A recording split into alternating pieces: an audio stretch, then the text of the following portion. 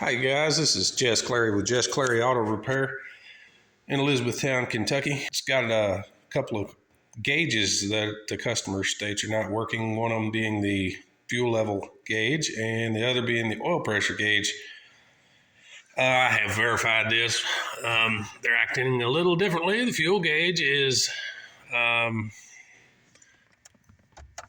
simply staying stationary when you turn the key off and on. And the oil pressure gauge is full scale. And when you start it, it goes to 0. So I'm going to walk you through real quick the checks that I've already done. And I've already been through a bunch of research and checking on this. Let me show you what's involved in figuring out what to do on a custom car where you don't just have a VIN.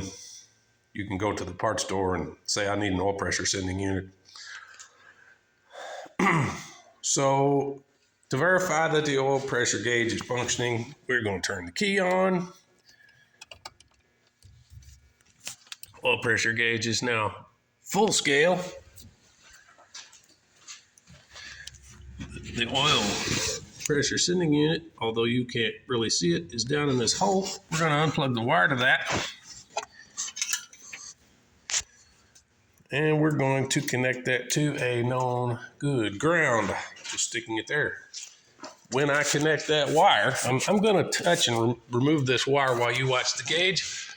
You can see the gauge goes full scale both ways as you touch and take the wire off. When you take the wire off of ground, it goes to bottom scale, 0 PSI. When you ground it, it goes to full scale. 80 PSI plus in this case. So obviously we have working gauge in the wrong sending unit. Now this gauge, get you close up. If I could focus here. I don't know if this will focus for you, but this gauge simply says vintage reproduction. I'll get you a shot of the tachometer. There's no brand name on these gauges. They've probably been in the dash for years. You can surf the web a bunch and you're not going to find any technical, at least I didn't find any technical information on these gauges. So here's how we're going to go about it. There's a bunch of different ohms ranges that these gauges can operate in, and they can operate from high to low or from low to high. So in other words, some of these gauges will go full scale when you ground them. Some will go full scale when they are not grounded. We're going to use a decade box, which is going to allow us to see how many ohms at each end of the scale. We're going to hook one wire to our sending unit wire that goes up to that gauge. Okay. We're going to hook the other end of the wire to our ground we were using to test that gauge. Now I've already been through, basically you'll select a range of resistances and watch the gauge react. You can plot these. I'm going to throw the switches on and off, let you see some reactions here. Yeah, okay. So basically we need to determine how many ohm resistance we need for this gauge to be at the top end of the scale and at the bottom end of the scale. This particular gauge, after trial and error, 10 ohms. I've selected the 10, puts us at full scale and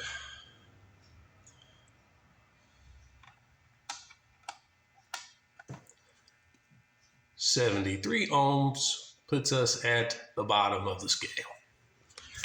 We have 73 selected there. So the way these scales are described, this gauge would be a 73 to 10 ohm, 73-10 ohm gauge. That means at the low end of the scale is 73 ohms, at the high end of the scale is 10 ohms.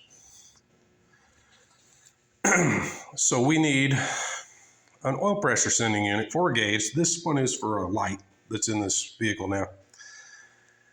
And we need one that registers on the 73 to 10 ohm scale. Most of that data is unreliable at best. You're going to look on the internet, you're going to find some people saying a gauge out of certain year cars, so 7310. I called the manufacturer of several of the voltage of the sending units, and most of the people at these tech lines, even at several surprisingly reputable gauge suppliers in the aftermarket, either said, I don't have anything that meets that spec, or I don't have ohm ratings on my sending units. So on top of that, when you do find an OE application that used a 7310 ohm gauge, the aftermarket sending units are poorly constructed, and many of them will not operate properly straight out of the box. It's a common problem a lot of people are having, posting about on various forums. So after much research, calls to tech support lines, I found an application that I thought would be, we happen to have a 1/8 inch pipe thread on this fitting. So I wanted to find something with an 1/8 inch pipe thread, 7310 ohm resistance range, and if possible, the correct connector, or a connector that's easy to get for the wiring termination, so that I could either use the one on the car or change it easily. From what I could find, the one for a 73 Javelin from the internet information should have been a 7310 ohm gauge with a 1/8 inch pipe fitting. And I don't remember if it had a stud or a 1/4 inch spade connector, but something readily available. I got one of those, and it is the one out of my box, came from the local parts store, is about 240 ohm with 0 PSI on it. So I don't know whether the internet information was incorrect and that's a different scale on a 73 AMC Javelin, or if the parts house has an incompatible part in the box for that application. I also found that Ford vehicles, most people said, there was a lot of data that they used, some of the older ones prior to 1986, from what I can find, used a 7310 ohm scale. So I went to my local parts store to get a sending unit for about a 1970 Ford F100 pickup truck. This time I came armed with an ohm meter and a radiator pressure tester with several adapters, so that I could screw the sending unit into the pressure adapter, pressurize it to 30 pounds, and see if it registered the same as was required by my gauge at 30 pounds. I pulled it out of the box to check the resistance at 0, and I had 53 some odd ohms, nowhere near 73 ohm. With the multiple sources on the internet saying that Ford's range during those years was 7310, I went to another parts house and got another brand sending unit.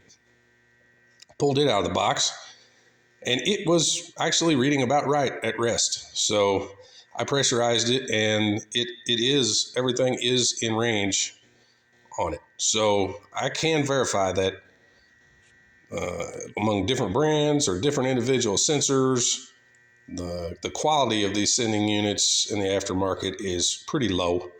And you're almost going to have to go around town from parts house to part house with a pressure tester, if they will let you, and an ohm meter, and test each individual sensor before you buy it to make sure that it's going to work properly on your car and your gauge is going to read accurately. The diagnosis on this fuel level gauge was a little different. It doesn't move at all when you turn the key on. It just stays at the bottom of the scale there, all the way empty. So I got behind the dash, and this gauge has a power feed, a ground, an illumination wire, and one signal wire on it. I identified those and grounded that signal wire, and it does go full scale when you ground that wire. That does have a wire on that terminal that's blue.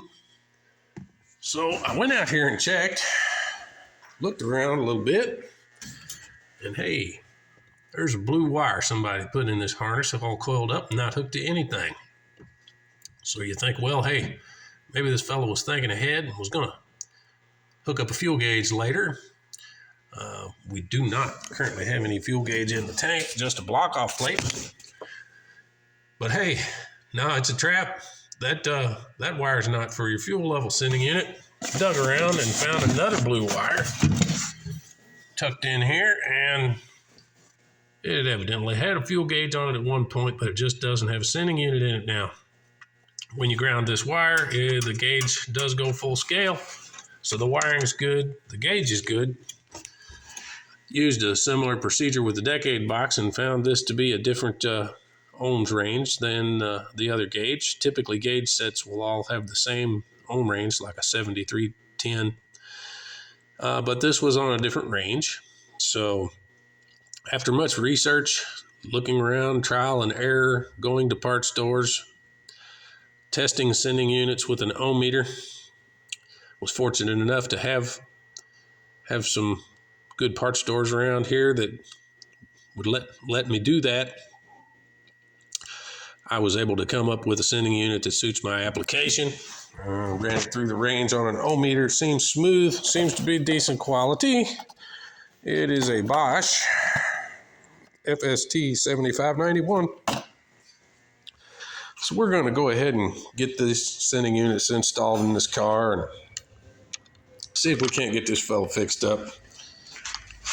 Get him ready for his cruise that he's having here this weekend so he can go have a little fun. But fellas, just wanted to kind of let you know that sometimes what looks easy on paper is not necessarily so straightforward. It's not super complicated, but you have to understand your fundamentals, and there's a lot of research involved, especially with the lack of tech support and quality in the aftermarket in some of these sending units. So we've got hours in research and going from store to store, testing products. The result's going to be good. This gauge is going to function properly, and our customer's going to be happy. We got the job done, and it's going to be right. So again, this is Jess Clary with Jess Clary Auto Repair in Elizabethtown, Kentucky. You guys have a good day. Thank you much.